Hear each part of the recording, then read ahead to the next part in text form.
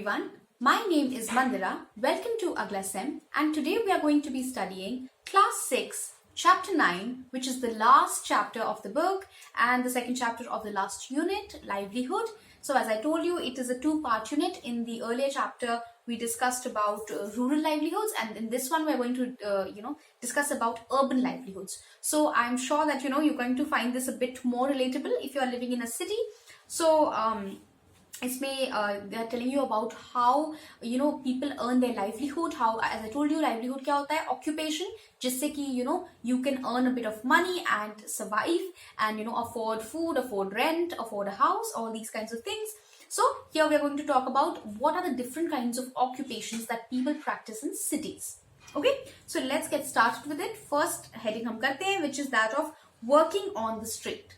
Okay, so अब इनकी एक cousin है, ये basically she is one little girl who has come to visit her cousin in the city.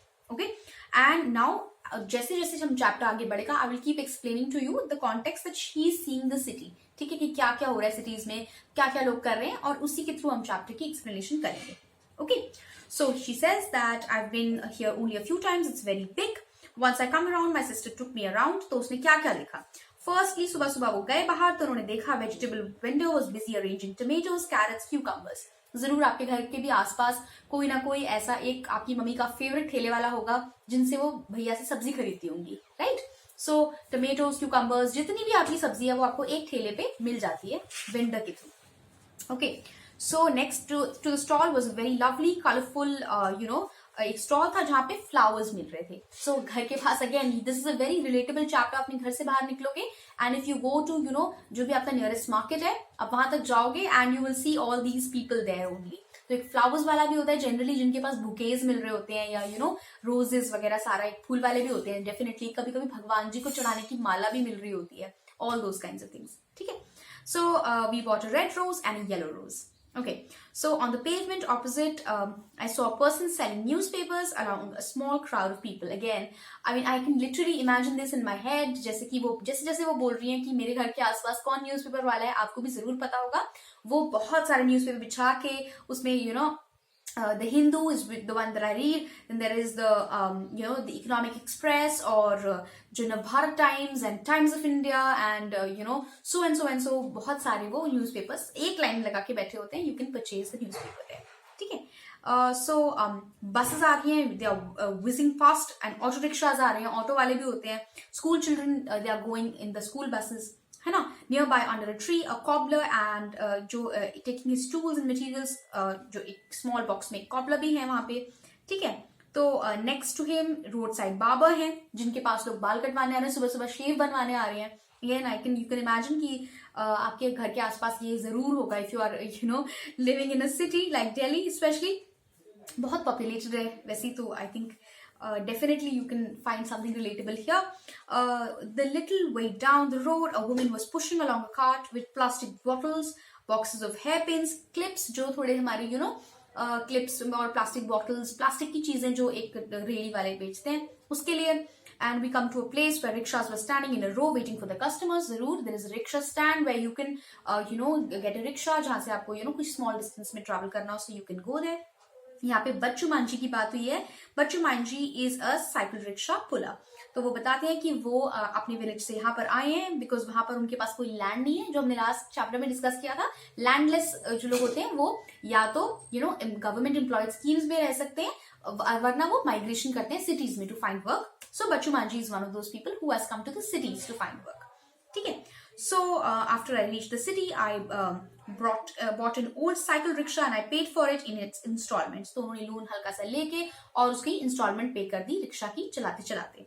ठीक है, अब वो बस स्टॉप पे आते हैं डेली और अपने कस्टमर्स का वेट करते हैं और 5-6 किलोमीटर सराउंडिंग एरिया में रिक्शा चलाते हैं.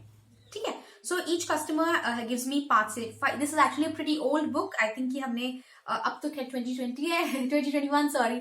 सो क्या होता है कि अब हम कम से कम रिक्शे वाले कम से कम 20 रुपए लेते हैं. I have hardly seen any rickshaw वाला टेक 10 रुपीज, क्योंकि ऑब्वियसली महंगाई इतनी बढ़ गई है. एक्चुअली 20 भी कम है, और भी देने चाहिए हमको उनको. सो अब 20 रुपए में रिक्शा होती है, तो यू कैन इमेजिन तब 5-10 रुपए में होती थी, क्योंकि बुक काफी ओल्ड है. ठीक है, तो 80 से 100 रुपए ये डेली कमा लेते हैं, उसमें से 50-60 रुपए फूड और रेंट के लिए लग जाते हैं, बाकी ये 30-40 रुपए सेव करके और अपनी per day I am saying, और जो एंड में पूरा 900-1000 रुपए के करीब जो उनके बनते हैं महीने के, वो सेविंग होती है, वो भेज देते हैं अपनी फैमिली को। ठीक है, तो बच्चू मांझी की तरह बहुत सारे लोग हैं जो स्ट्रीट्स पे काम करते हैं। In a survey of Ahmedabad city, it was found that 12% of the workers in the city were working on the street. So जितने भी लोगों के बारे में हमने बात करी, जो फ्लावर्स बेच रहे हैं, जो रिक्शा चला रहे हैं, या जो सब्जी बेच रहे हैं, etc etc, all these people are working on the street. Okay, so they work on their own. उनके पास कोई ऐसी सर्विस नहीं होती या कोई ऐसा ऑफिस नहीं होता जहां पे उनको जाना है। आपके जरूर नियरेस्ट मार्केट में आपके एक फेवरेट मोमो वाले भैया होंगे, या टिक्की वाले भैया होंगे, या गोलगप्पे के भैया होंगे, जो कि अपना एक सेटअप है, उनका एक ठेला है, एक हॉकर्स हैं वो, और वो खुद अपना सेटअप करके कमा रहे हैं। कभी कभी बड़ा बेसिक सा, as they have suggested here, बहुत बेसिक सा सेटअप होता है। समटाइम्स जस्ट सम बोर्ड्स और papers spread over discarded boxes. तो उनका बड़ा कोई हाई क्लास एक रेस्टोरेंट नहीं होता, थोड़ा बहुत फट्टा वट्टा डाल के, एंड दे हॉकर्स जो होते हैं वो अपना स्टैंड लगाते हैं। जैसे मोमो वाले भैया भी हैं, तो एक छोटा सा उनका स्टैंड है जो हमारे घर के पास है, एंड वहीं से ही सेल्स इट। ऐसा कोई उनका कोई ऑफिस नहीं है जिसमें जाके वो रजिस्ट्री करते हैं कि 30 दिन आना है and leave and all that, ऐसा कुछ नहीं है। So they may also use their own carts or simple plastic sheet spread on the pavement. ठीक है, आप कभी भुट्टा किसी को बेचते देखा होगा, कॉर्न जो बेचते हैं, तो वो लोग डेफिनेटली ऐसे ही करते हैं कि एक फुटपाथ पे they will put a blanket और they will put a plastic sheet and they will start roasting the corns there. So that's a good example. Vendors sell things that are often prepared at home by families who purchase, clean, sort and make them ready to sell. So आप अगर कभी किसी vendor भैया से पूछोगे तो जरूर देखना, Ram laddu is one of the good examples. I love Ram laddu. वहां पे लिटिल लाइक मूंग की दाल के पकौड़े होते हैं, वो आप देखोगे कभी उनके ठेले पे वो रेडी होते हैं, मतलब मिर्ची के एंड गोभी के, whatever pakora you want is already there. When you go, he refries them and he gives them along with the chutney and mooli and everything. Okay, wow. Now today I will make sure I go and eat ram laddu. So वो घर से ही prepare करके आते हैं, तो उनके family members जो होते होंगे, डेफिनेटली वो, आप सोचो वो पकौड़ा बनाना, उसको 1 टाइम फ्राई करना, उससे पहले उसका मटेरियल लाना, मूंग की दाल लाना, उसको पीसना, है ना, उसके पकौड़े बनाना, उसके बाद जब तक वो वेंडर के स्टॉल पे पहुंचता है तब तक भी उसमें बहुत प्रोसेस हो चुका होता है. ठीक है, तो अगर कोई सिर्फ जैसे हमारे यहाँ मोमो वाले भैया हैं या ये राम लड्डू वाले भैया हैं, शाम को खड़े होते हैं, तो सुबह से लेकर दोपहर तक ये वाला काम करते हैं और शाम को वो बेचने जाते हैं. ठीक है, और उनके फैमिली मेंबर्स भी इसमें इन्वॉल्व हो सकते हैं. Okay, so street vending was recently looked upon only as an obstruction to traffic. कभी कभी हम लोग कंप्लेन भी करते हैं ड्राइव करते हुए कि क्या ये रेडी वाले आ जाते हैं बीच में, रोड ब्लॉक कर दी है, स्पेस कम है. बट अब the government is really working on providing them with a legal livelihood. ठीक है, बिकॉज ऐसा तो है नहीं कि अगर आप उनको हटा दोगे तो फिर वो क्या करेंगे, है ना. This is also their source of occupation. So removing them off the street is not a solution. So they have said कि क्यों ना हम इनके एरियाज डेजिग्नेट कर देते हैं कि यहाँ से आप नहीं हिलोगे. ऐसा नहीं कि रोड के बीच में आपका ठेला आ रहा है, बट डेजिग्नेटेड एरियाज प्रोवाइड करके लेट देम अर्न ऑल्सो. ठीक है, क्योंकि it is also very popular. Street food तो इंडिया में बहुत ही पॉपुलर है. ठीक है, अब चलते हैं नेक्स्ट हेडिंग पे, which is in the market. Okay, अब ये लोग पहुंचे हैं मार्केट के अंदर. मार्केट वॉज, पहले उनको डेंटिस्ट अपॉइंटमेंट के लिए जाना था, उनकी कजन को, वो डेंटिस्ट अपॉइंटमेंट के लिए गई. तो dentist, again you can C market के अंदर ही डेंटिस्ट का शॉप है, वो उसका ऑक्यूपेशन है. नेक्स्ट शी सेड कि मुझे गारमेंट से थोड़े से किसी गारमेंट शॉप से रेडीमेड क्लोथ्स लेने हैं. ठीक है, so now let's study the story and the next heading which is that of Harpreet and Vandana, business persons. So Harpreet and Vandana का एक शोरूम है जो कि 3 फ्लोर का शोरूम है. आप इमेजिन कर लो आपके घर के पास कहीं हो, या हमारे it's near Karol Bagh and या फिर जो ये वाले शोरूम्स हैं, डेफिनेटली करोल बाग, रजौरी गार्डन, कमला नगर, इन सब मार्केट्स में ये मल्टी जो एक लेवल शोरूम्स होते हैं, वहां पे बिजनेस का बड़ा एक कपड़ों का बड़ा हब है, गारमेंट्स का बड़ा हब है. So even Gandhinagar I think. So अब वो बता रहे हैं कि हरप्रीत एंड वंदना का एक्सपीरियंस कैसा है ओनिंग दैट शोरूम. ठीक है, तो दे आर टेलिंग कि हम लोग पहले के लोग प्रेफर करते थे कि अनस्टिच्ड कपड़े लें, लेकिन अब पीपल रियली प्रेफर रेडीमेड. आपने भी देखा होगा आपकी मम्मी कभी कंप्लेन कर रही हो कि अब कौन इसको स्टिचिंग देने जाए. Just it happens so that yesterday I went to this amazing Hunar Haat.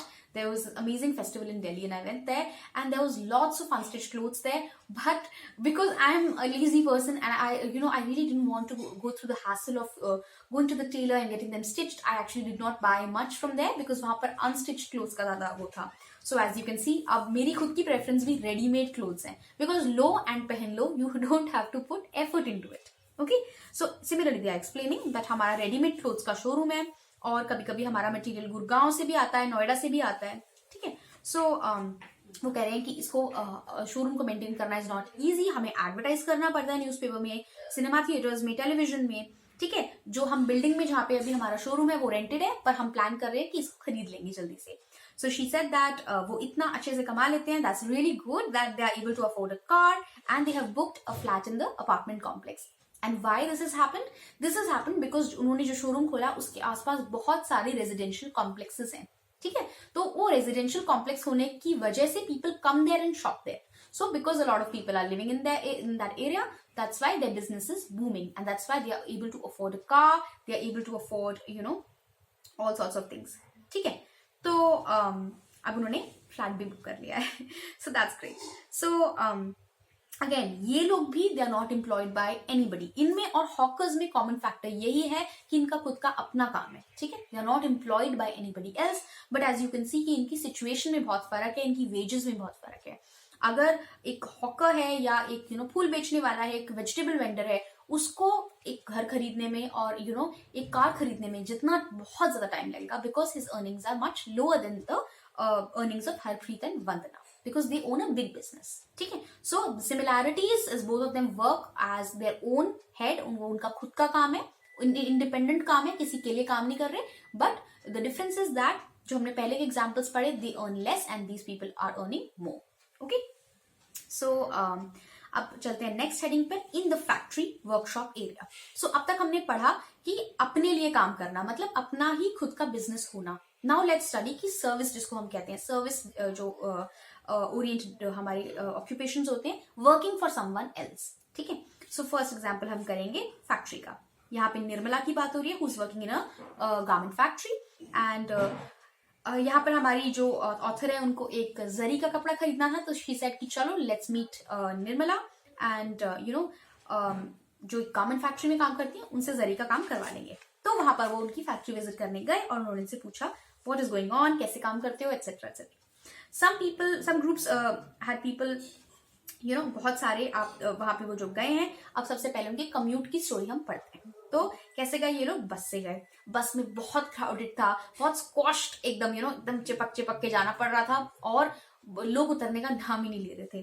Finally एक ऐसा डेस्टिनेशन आया जहाँ पे बहुत सारे लोग उतर गए. एंड देन क्योंकि बहुत सारे लोग उतर गए, उसने पूछा कि यहाँ पर ऐसा क्या है, कितने लोग उतर गए. तो उन्होंने बोला कि लेबर चौक है. लेबर चौक मतलब सारे जो डेली वेज वर्कर्स हैं वो वहीं उतर जाते हैं और वहां से जाके दे वहां पे वो हायर हो जाते हैं, जो एक दिन के वर्कर्स. ठीक है, कि आ जाओ, आप मेरे लिए काम करो और मैं आपको एक दिन के लिए सैलरी दे दूंगा. कैजुअल वर्क इसको कहते हैं. ठीक है, जो कि हर दिन नया काम टाइप, या फिर ऐसा कोई फिक्स्ड नहीं है कि इसी बंदे के लिए मैं काम करता हूँ. ठीक है. तो अब वो बता रही है. तो again this is part of the examples that we discussed before. ये लोग ऑल्दो किसी के लिए काम कर रहे हैं, but it is a casual kind of work. कोई फिक्स्ड ऐसा नहीं है कि रोज इसी ऑफिस में जाना है, रोज नया एम्प्लॉयर होगा. ठीक है, फ्रीलांसिंग कहते हैं इसको. तो अब हम करते हैं फैक्ट्री के पास जाते हैं. वो फाइनली फैक्ट्री में पहुंच गए. वहां पे उन्होंने देखा that Nirmala is works as a tailor in export garment. Mostly ये लोग जर्मनी, यूएसए, यूके, नेदरलैंड्स के लिए कपड़े बनाते हैं. So again these companies come to India because यहाँ पर लेबर की कॉस्ट बहुत कम है, बिकॉज लोग बहुत ज्यादा है. ठीक है. So normal working day begins at 9 AM and finishes at 10 PM. तो 12 घंटे 13 घंटे उनको काम करना पड़ता है डेली, और उसके लिए उनको सिर्फ 80 रुपीज मिलते हैं. कभी कभी 40 rupees extra if she works on Sundays और सो. जब सीजन होता है तो उनके पास बहुत काम होता है और उनको एक्स्ट्रा भी काम करना पड़ता है. पर जब सीजन नहीं होता तो निर्मला इज ऑल्सो अनएम्प्लॉयड. यहाँ पर एक रूरल से आप कंपैरिजन ड्रॉ करो. जैसे कि जब पैडी का सीजन खत्म हो जाता है तब वो अनएम्प्लॉयड हो जाते हैं, वैसे जैसे अगर क्लोथ्स का सीजन खत्म हो जाता है तो ये अनएम्प्लॉयड हो जाते हैं. Similarly in urban areas also. ठीक है. तो निर्मला की कोई परमानेंट जॉब नहीं है, उसको कोई बेनिफिट नहीं है, बस वो वहां पर जाके डेली वेज अर्नर है. ठीक है, तो डेली वेजेस अर्न करती है. तो अब बहुत ज्यादा 12-12 घंटे की शिफ्ट्स हैं एंड फैक्ट्री वर्कर हैं, तो सैलरी भी काफी कम है. ठीक है. नेक्स्ट वो क्या करते हैं, अपनी आंटी के घर जाते हैं, अपनी कजिन की ममा के, जहां पे वो काम करते हैं. So this she is working as a marketing manager. So in the office area, it is a last heading. Let's study that. तो and keep comparing this with Nirmala. ठीक है, उनका अपना ऑफिस है, वहां पर वो 5:30 से बिफोर 5:30 उनको पहुंचना था, वो ऑटो रिक्शा लेके पहुंच गए. And my aunt is a marketing manager in a company which manufactures biscuits. तो वो 50 सेल्स पर्सन को हेड करती है वहां पे, and she gets a regular salary every month and is a permanent worker with the company. So उसकी जो aunt है, because she is working for a particular firm, उनका एक कोई कॉन्ट्रैक्चुअल जॉब नहीं है या कोई डेली वेज का जॉब नहीं है कि रोज किसी अलग फर्म के लिए काम करेंगी, एक ही फर्म के लिए परमानेंट जॉब करती हैं. ठीक है, और परमानेंट जॉब करने के क्या क्या बेनिफिट्स होते हैं वो हम अभी शॉर्ट में डिस्कस करते हैं. First benefit is salary for old age.